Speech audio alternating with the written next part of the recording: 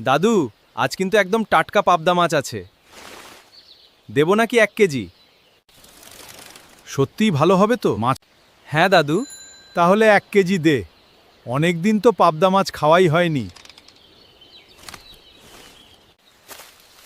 গিন্নি, দেখো, আজ একদম টাটকা পাবদা পেয়েছি, তাই নিয়ে নিয়েছি। জমিয়ে সর্ষে পাবদা করো তো গিন্নি।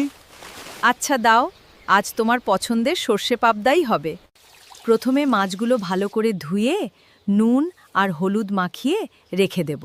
এরপর 1 চামচ সাদা সর্ষে, 1 চামচ কালো সর্ষে, 1 চামচ পোস্ত আর 4টে কাঁচা লঙ্কা বেটে নেব।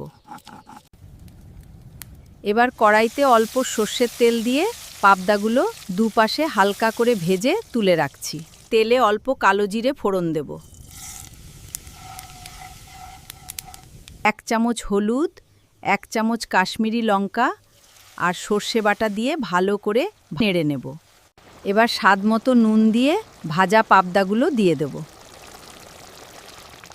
এবার ঢাকনা দিয়ে 5 মিনিট মতো রান্না হতে দেব। তাহলেই স্বাদটা জমবে। ঢাকনা খুলে কয়েকটা চেরা কাঁচা লঙ্কা দিয়ে দিলাম। ব্যাস, তৈরি আমাদের গরম গরম সর্ষে পাবদা। তাড়াতাড়ি এসো, গরম গরম ভাত আর সর্ষে পাবদা তৈরি, খেয়ে দেখো। উফ গিন্নি, আজ মনে হয় 1 হাঁড়ি ভাত আমি একাই খেয়ে নেব।